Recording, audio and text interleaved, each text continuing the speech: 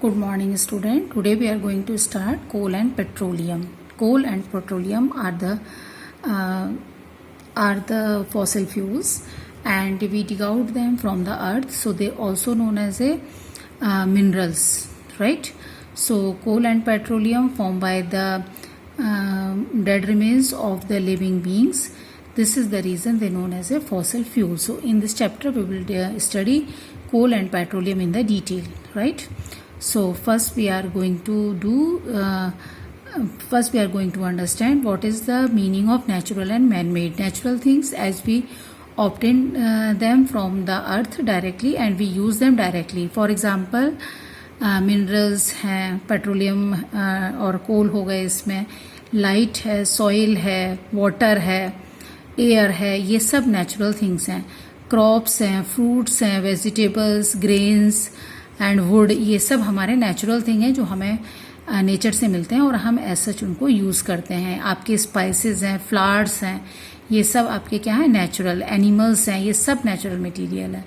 Man made material में क्या आएगा, प्लास्टिक्स हैं एंड प्रोसेसिंग्स हैं फूड की, तब जो आप ऑब्टेन करते हैं. Like for example you prepare chips etcetera. So ये सारी चीज़ें जो हैं वो किस में आएंगी, मैन मेड में. योर सिरेमिक, ग्लास, ये सब मैन मेड मटीरियल है, right. So in this way the things around us can be classified in two main categories. One is natural and another is man made. One question is here, can we use all our natural resources forever? No, we can't use all our natural resources forever because they have the limited quantity. So one day they will be finished. So we have to use them very judiciously. On the basis of this particular fact, we divide our natural resources in two main categories: inexhaustible and natural resources and exhaustible natural resources. Inexhaustible मतलब जो कभी ख़त्म नहीं होंगे. For example sunlight, air, water etcetera. Soil भी इसी में आएगा. And that's why we have to use them very wisely, that we should not spoil them. हम पोल्यूशन करते हैं, वो पोल्यूशन उसमें नहीं होना चाहिए. Exhaustible natural resources. Exhaustible natural resources में वो रिसोर्सेज हैं जो ह्यूमन एक्टिविटीज़ की वजह से एक दिन ख़त्म हो जाएंगे. इसमें wild life, for example animals आएंगे और फॉरेस्ट आएंगे, मिनरल्स आएंगे, कोल, पेट्रोलियम, नेचुरल गैसेस, ये सब एग्जॉस्टेबल नेचुरल रिसोर्सेज हैं. ये अंडरस्टैंड करने के लिए कि one day exhaustible natural resources खत्म हो जाएंगे, हम एक एक्टिविटी करते हैं. Suppose your class divided into 4 groups. I give 1 bowl full of the toffees and if I give one first group, if this group is greedy, वो सारी टॉफियाँ निकाल लेगा, एक एक 10 ले लेगा और दूसरे वाले ग्रुप तक कुछ भी नहीं पहुंचेगा, राइट. अगर मान लीजिए वो उसको अच्छे से यूज़ करें, यानी कि हर स्टूडेंट केवल एक ही स्वीट ले, तो वो नेक्स्ट जनरेशन पे भी पहुंचेगी. वो भी अपने अकॉर्डिंग केवल 1 स्वीट पिकअप करते हैं, तो नेक्स्ट जनरेशन, इस तरीके से जनरेशन टू जनरेशन वो बाउल पहुंचता जाएगा.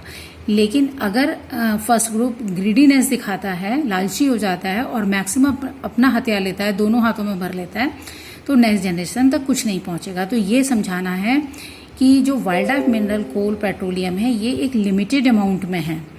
अगर हम इनको वाइजली यूज़ नहीं करेंगे और हम अपना लालच शो करेंगे, तो one day they will be finish और हम कमिंग जनरेशन को कुछ भी नहीं दे पाएंगे, right. So this is activity 5.2 showing that one day exhaustible resources will be finished. So in this chapter we will study coal and petroleum. Coal and petroleum को हम फॉसिल फ्यूल कहते हैं क्योंकि बहुत साल पहले ये लिविंग बींग्स थे जो कि due to calamities on the earth और due to certain reason they become died and convert into the coal and petroleum. So in this chapter we will study them.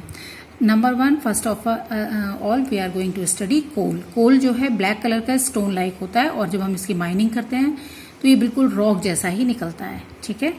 And we use this fuel directly for the cooking, food cook करने के लिए, और railway engine में डालने के लिए हम इसको डायरेक्टली यूज करते हैं. ये रेलवे इंजन्स में पहले डाला जाता था जब स्टीम से हमारे इंजन्स रन करते थे, but nowadays we are using the engines, they run by the electricity. So nowadays the railway have very limited use of this coal. And another important point, it is used in the thermal power station to generate to produce steam, and this steam used to rotate turbine, and in this way in thermal power station coal is utilized to produce electricity.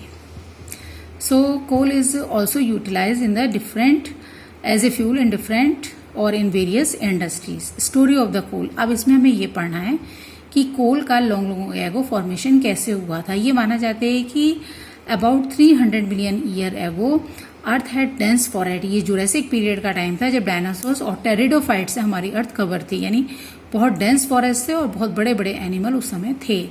In low lying wetland area यानी कि sea source के पे due to natural processes like flooding हो सकता है, earthquake हो सकता है, और भी कोई कैलेमिटीज हो सकती है. तो ये फॉरेस्ट जो है वो got buried inside the soil. You know temperature जो है वो एटमॉस्फेयर का चेंज होता है. अर्थ के अंदर लावा है इसलिए अर्थ का टेम्परेचर हाई रहता है एटमॉस्फेयर से और it remain constant. As more soil deposited over them they were compressed. जैसे जैसे सॉइल उनके ऊपर पड़ी फॉरेस्ट के ऊपर वो कंप्रेस्ड होते चले गए. They sank deeper and deeper under high pressure and high temperature. Dead plants got slowly converted into the coal. And try to understand this particular fact. All the living bodies made up of only 3 main elements: carbon, hydrogen and oxygen.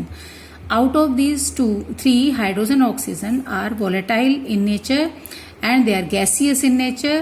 So due to high temperature and pressure, they release in terms of the gas or they react together and release in terms of the water vapors, leaving behind carbon only. Is it clear? And this carbon is known as coal. So as coal contains mainly carbon, इसलिए ज़्यादा amount किसका रह जाएगा उसमें, carbon का. And the slow process of conversion of dead vegetation. धीरे धीरे इस डेड वेजिटेशन का, जो कि किसी कैलेमिटीज की वजह से सॉइल में दब गए थे, डेड वेजिटेशन का धीरे धीरे कन्वर्जन कोल में, ठीक है, कार्बन में, is known as a carbonisation. Since it was formed from the remains of the vegetation, that's why it's known as a fossil fuel, right? So dead remains of the plants है, that's why it's known as a fossil fuels. When heated in air, अगर हम कोल को air में burn करते, physical properties क्या हो गई coal की? Black, solid, just like the stone, very hard, insoluble in water, no order.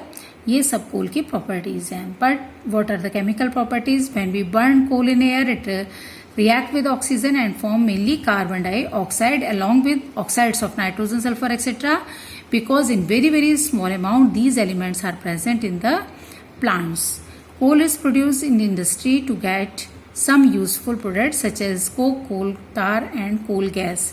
कोल को हम इंडस्ट्रियल लेवल पर प्रोसेस्ड करते हैं. प्रोसेस का मतलब है कि हम एक रिटॉर्ट में बहुत तेजी से इसको हीट करते हैं हाई टेम्परेचर पर.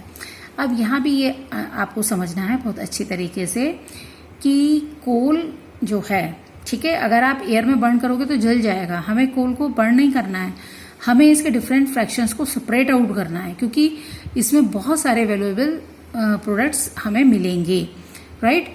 तो कोल को हमें, अब ये कैसे होता है, कैसे आप इसको मेल्ट करेंगे और निकाल लेंगे, ठीक है. तो ये कैसे होता है कि आपको ये पता होना चाहिए कि every material having two temperatures and they are these two temperature fix. One is melting point and another is ignition temperature. Melting point पे वो मेल्ट होता है और इग्निशन टेम्परेचर पे वो एयर से रिएक्ट करता है और ऑक्साइड बनाता है, ठीक है. तो कोल को जब हम रिटॉर्ट में हीट करेंगे तो कोल के लिए इग्निशन टेम्परेचर लो है, यानी कि अगर आप हीट करोगे तो ये जलना शुरू हो जाएगा, और मेल्टिंग पॉइंट हाई है. अब हमें कराना है मेल्ट.